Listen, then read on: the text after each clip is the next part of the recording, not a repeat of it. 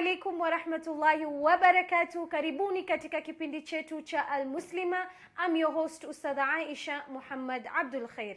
Akhawat katika dini, tunaelewa kuwa Almuslimah ni kipindi ambacho kinaelezea yale ambayo yanamhusu mwanamke wa Kiislamu katika enzi ya kisasa. Leo kama kawaida tunaye mgeni wetu Zeituna Ali ambaye is a role model, a young girl from northern Kenya who was able to achieve so much at a very young age, a girl that gives back to her community, a girl that wants to see a better northern Kenya, inshallah. Welcome to our program, Zeitun. Asante sana. Naam. Okay, we can start by you telling us about yourself, Zeituna Ali. Okay, mimi naitwa Zeituna Ali Ibrahim. Nimezaliwa Marsabit County, Moyale, specifically Butie. Mashallah. Mimi ni accountant by profession. Yes. And as you said, I'm also a mentor. So you said you were born and raised in northern Kenya? Yes. That was Moyale. That is excellent. Okay, Zeituna, why did you choose accounts? You know, normally wasichana wetu, accounts is not something that they would love to do. Reasons because of maths and things like that. Yes. So tell us, why did you choose their career of being an accountant, having coming from where you have come from? Because we know where we come from, not all women are accountants, yeah? Yeah. Now. Okay, basically I chose accounts because I love math. I love calculation. Mashallah. Yes. I know that with math, there are so many stories that people don't like math, but I just love the math. Mashallah. That is why I chose now my career, that is accounts, because ikona hesabu. And that makes you happy? It makes me happy. Mashallah. I'm just so much interested in math. In it. So there's a lot of passion in whatever it is that you're doing. Of course, I have passion. Mashallah. I'd really like you to give us something, or rather talk to us about your background in terms of your educational background. Where did you start your education to where you have reached today? Mimi, I was born in Moyale, as I said before, and Moyale, I hope you know, iko border Kenya na Ethiopia, interior, northern Kenya. I schooled in Moyale, that is my primary, from class 1 to 8, nilisomea Butie primary, then I proceeded to a school in Embu. That was my high school for 4 years, then I came to Nairobi now to do. I went to Royal, I did my CPA, I finished, I registered with ISPAC, then I went to University of Nairobi, I did my Bachelor's of Commerce. Oh, okay. Yes, finance option, and I'm awaiting graduation now, that one. But CPA, I'm done with it. Alhamdulillah, I registered with ISPAC. I'm a full accountant, recognized. Certified accountant. Certified accountant. Mashallah. Yeah. So while you were growing up in northern Kenya, how was life? How was it? Life in northern Kenya, of course, kama Nairobi. Yeah, definitely. Yeah, of course. But alhamdulillah, my parents are so good. We had madrasas. As you go to school, lazima uamke mapema unaenda madrasa, unatoka, unaenda shule. Oh, okay. Yes. But shule haikuwa mbali. Butie primary ko to Butie. So it's not bad. Life is not bad, but you have to struggle for it. It was challenging. There are so many challenges, but you have to struggle. It all comes back to you now as a person and the values in you. But basically, okay, alhamdulillah, mimi nimefika mali nimefika kwa sababu wazazi yangu. Alhamdulillah, I'm okay. So your parents have played a very big role. A very big role. A very big role. In terms of course, number one is Allah subhanahu. But now my parents, they played a very big role. Walisema sisi hatujasoma lakini lazima wewe usome. Yeah. So they supported your education. They fully supported my education. Yes. You know, Zeituna, tukiangalia where we are from, like northern Kenya, especially northern Kenya and northeastern Kenya, our parents, or rather our people, they don't believe in the education of women. They always say mwanamke yani ukifundisha msichana umehasarisha. Yani hakuna vile unaweza uza ng'ombe na mbuzi kwa ajili ya msichana. Very true. How can you relate to that? Because you know, we even find other girls who have not got education because of that. Yes. And today they would be very fine in life. Okay. Mimi kwanza, let me start with this. I have 8 siblings. 7 girls and 1 boy. Oh. Sasa wazazi wakisema watasomesha wasichana, it will be exactly. But now, when I come to my parents, my dad, he's the only child brought up by a single mom. A single mom who at one point alikuwa mwenda wazimu at one point. So kusoma kwake ilikuwa very difficult. And that is a different story. That is for him. Alhamdulillah, alifika mahali amefika saizi. But now he was telling us, you are my mother, because she passed. My father, you are my brother, you are my sister, you are my everything. I get you. Yeah? Now, and then being firstborn, I have that responsibility. I must lead now my younger ones. The other one, so that Yes. Okay, Zeitun, we have this thing, yeah? Many girls come from northeastern Kenya, northern Kenya, central Kenya, coast. They come to Nairobi for further studies. Yes. They get into these universities that we have in Nairobi. Sasa unaona msichana wa Kiislamu amelelewa katika ile mila na desturi ya dini. Lakini pindi anapoondoka kwao, anakuja sasa kuishi peke yake, msichana mdogo, mrembo, unajua kuna ile bado mafikira yake ya kitoto bado. So she comes, rents a room on her own, starts living her own lifestyle. The next thing you realize, msichana wetu hata masomo hataki tena, amefuata vitu vingine ambavyo haikumleta Nairobi in the first place. So of course hiyo transition inakuwa difficult kiasi. Maybe you can tell us how it was with you when you came to Nairobi, and your advice to our young girls who come to Nairobi. Okay.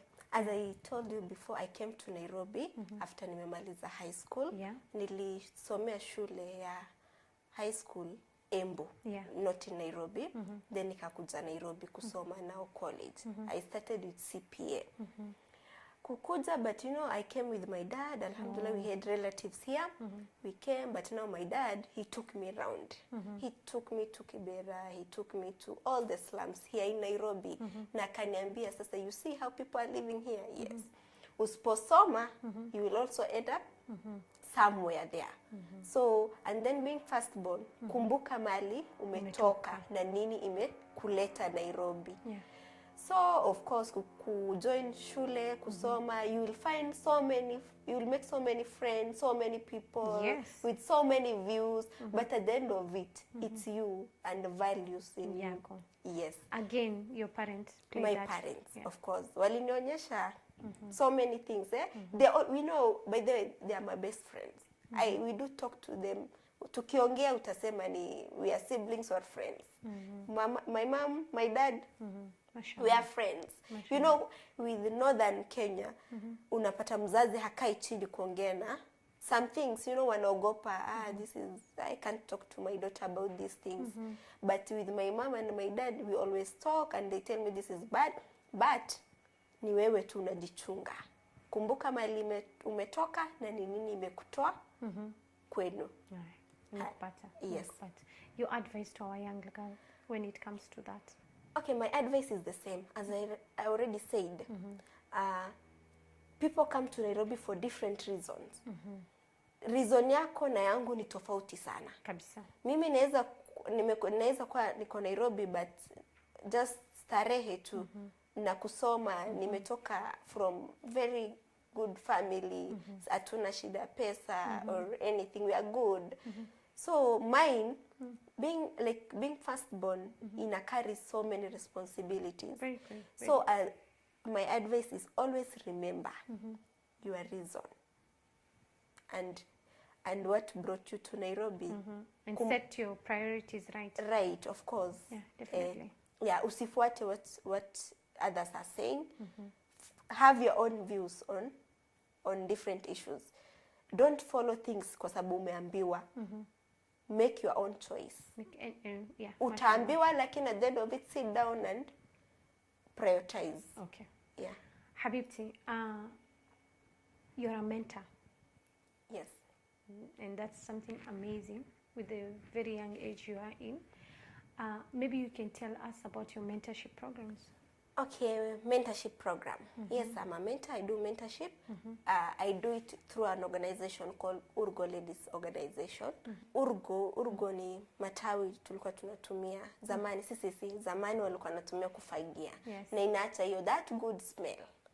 So we said now sisi tumebahatika in one way or another. Tumefika mali tumefika. Yeah. Now it's time for us to go back home.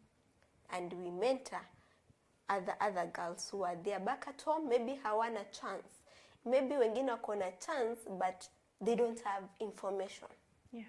So that is basically Urgo, and we deal with girl child education and women empowerment. Yeah. And how was that received at home, back home, being a young girl? Very well. You know, for you, if tunajulikana, tukirudi nyumbani wanajua huyu ni Zeituna, mtoto wa fulani fulani. You know, we are not strangers. Good. We call them, you know, ni watu tu tunaita auntie. Yeah, we call it like auntie ni Arera. Arera. So they all know us. You know now. So it was well received. The program was well received. It was well received. You know, being from the same place and going back there. Okay. So you said your main tool is education. Yes, our main tool is education. Yeah. How was okay? Why did you choose girl child education? We chose girl child education because, as you said earlier, wasichana sisi tunachukuliwa za you know, unapata from our communities. Yeah, from our communities.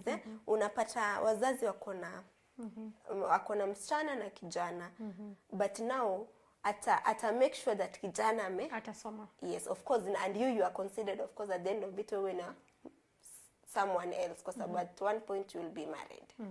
So they not put that much effort on you. Yes.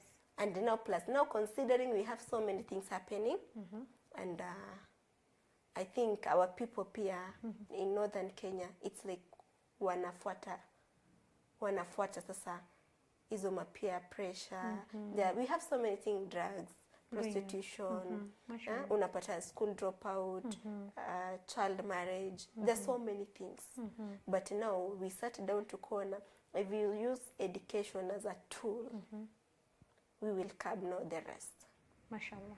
I like that idea. Thank you. Inshallah, we are going to take a break. When we come back, I'd like you to talk to us more about your projects at Urgo. Yeah, Urgo. In northern Kenya, inshallah. Yes. Tutachukua pumu kiasi na pindi tutakaporegea tutazungumza zaidi kuhusu miradi ambazo anazifanya dada yetu Zeituna Ali. Usende mbali.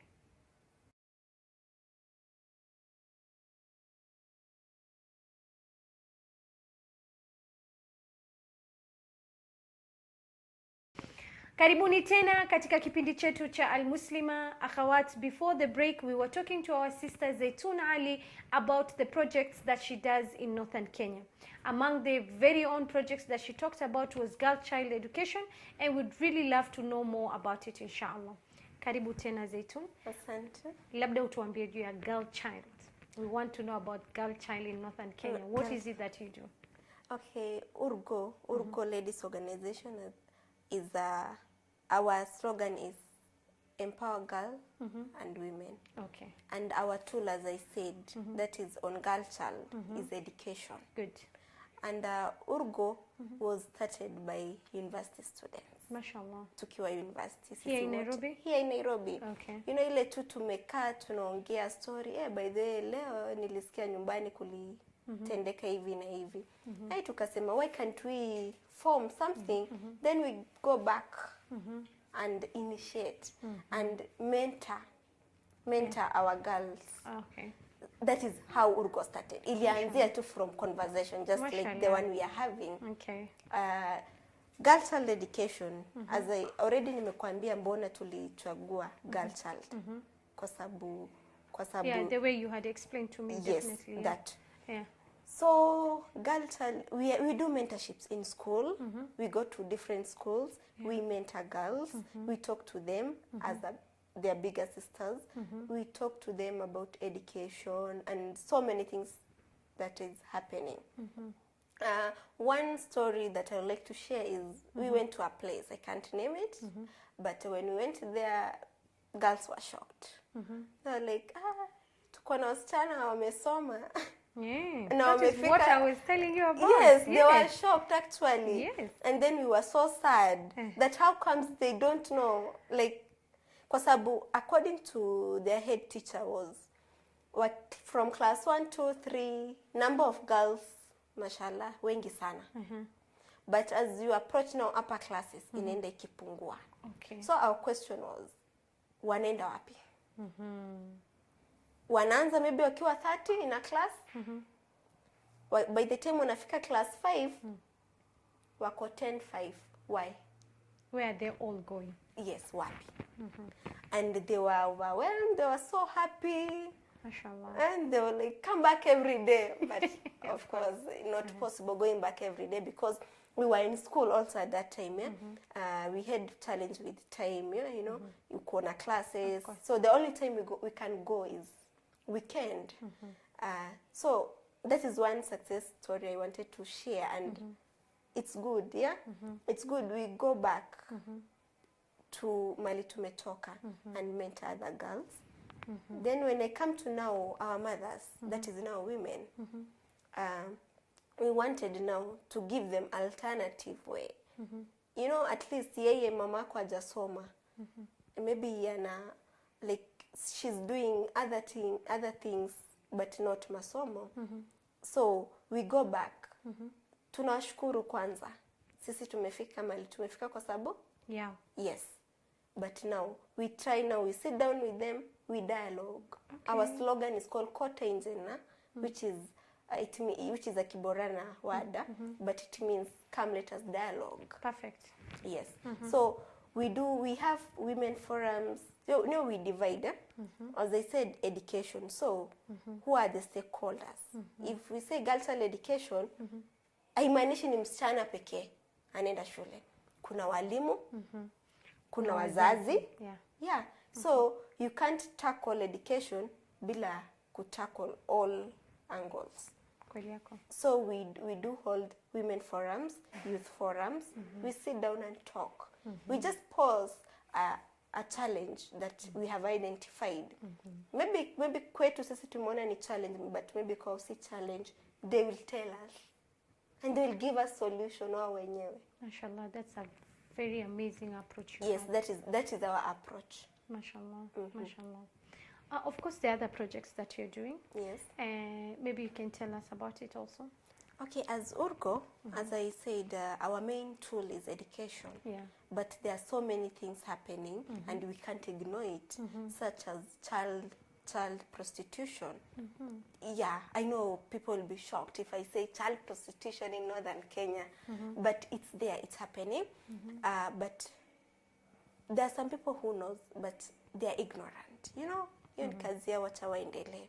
But we can't ignore this. These are our sisters. We can't ignore them. Good. Yeah, because they have reasons why they're doing this.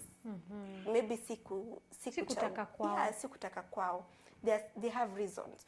So we have that major project that we are doing, and it's a work in progress. We have done survey, we have talked to them, but we are compiling now the final report. Bado hatujamalizia hiyo. But it's there, it's happening. It's happening where exactly? In northern Kenya? Right now, ile tumefanya is in Isiolo town. Okay. Maybe you tell us about it. In Isiolo town. It's there. Usiku, you'll find them. So many of them. When you mean a child, you mean a girl under 18 years? Under 18 years. Okay. Who does prostitution? Yes, yeah. Who does prostitution. Okay. We found some of them, we talked to them, although approaching them is not that easy. Yeah. Kama we see client, wow, it's not easy. But we managed. Now talking to them, they have different categories. Kuna wale wanafanya kazi mchana, sasa wale wasichana wadogo kabisa, na wanarudi nyumbani. My question again is, parents, wako wapi? Yeah, good. Yes. Kuna wale sasa, wametoka nyumbani, wako wapi? Wako mtaani sasa, town. Mchana wanalala, usiku wako kazi. Okay. Yeah. It's happening in Isiolo. They even wakatuambia pia it happens in Marsabit, Wajir, Garissa. It's happening. It's all over. So what's your approach? Our approach is we you know, we were told, yes, you are doing something with girl child. Yeah, why can't you do, you know, there's so many things happening. And this a friend of us told us, why can't you do this? We have child prostitution, why can't you tackle this? We're like, hey, it's there, yeah. So we went to Isiolo, we stayed there. Usiku, we had now to walk. Tukatembea. We found, okay, tulijionea, but you know, you can't approach them. And there's so many stakeholders. Okay. So we approached one of them, akatuitia wengine, and we had to pay them, you know, for their time. To them time, tunapotezea wakati. So we talked to them, we interviewed them, wakatuambia reasons, and they were like, we were willing to change, but nobody is willing to help. Tunaambiwa tu. In terms of what help do they need? Help is unapata, you know, baseline yao ni poverty. Okay. Poverty. Na wengine, you know, like hakuna mtu afanye makosa. Wakifanya makosa wanafukuzwa nyumbani. Okay. Wanafukuzwa nyumbani, and so they don't want, like, hawataki anything to do with them. Now, when msichana mdogo umekuja town, hauna mahali ya kulala, hauna anything ya kukula, what do? You find a friend who is willing to help you, but help yake inakuwa a negative one now. Now kutoka, some of them wako na watoto. But now wanasema kutoka, I have to parent. Watoto lazima wakule, lazima waende shule.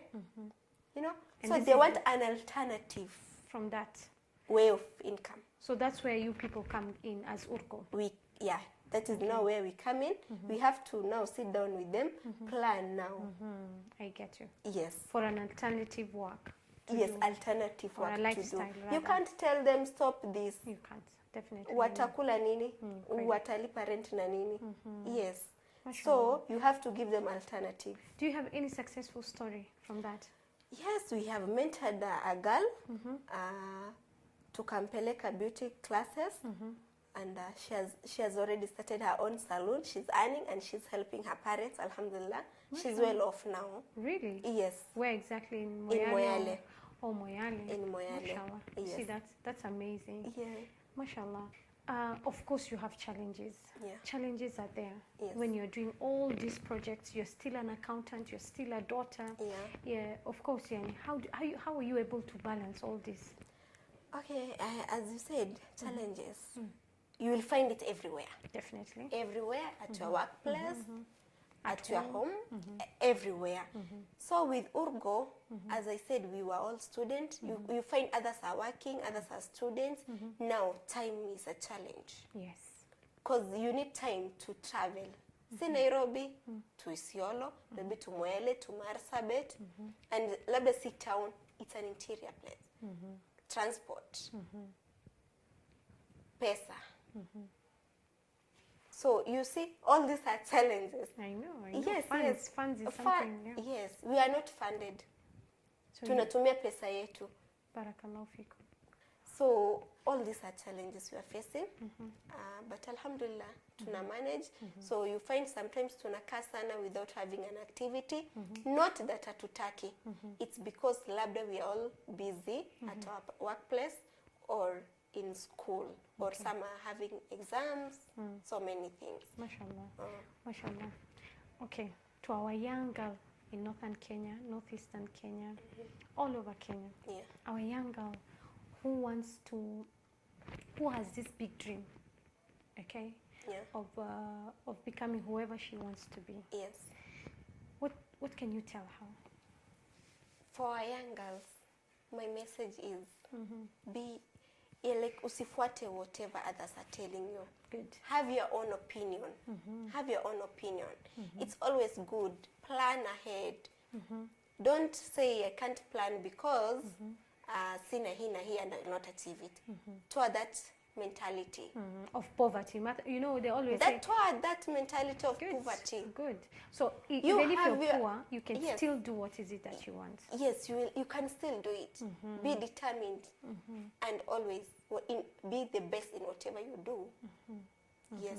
My advice again is to the girls and women who are in school or who have achieved, those who are working.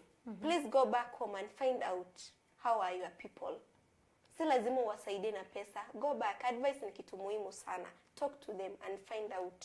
It's always good to give back to the community. It is for us. It is for us by us. Ni sisi tu. Don't wait for others to go to your place. Go back, please, tafadhali. Mashallah.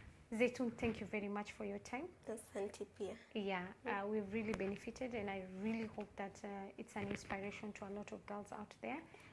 Girls who are afraid to go for their dreams, and inshallah we hope that this will make them, or rather give them that That will motivate them to go for their dreams, inshallah. Thank you very much. Okay. Asante.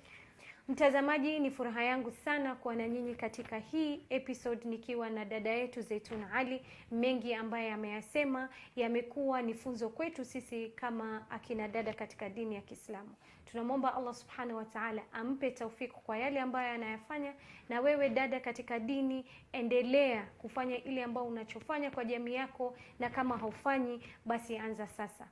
Insha Allah, kwa hayo machache sina budi ila kuwaaga. Assalamu alaikum wa rahmatullahi wa barakatuh.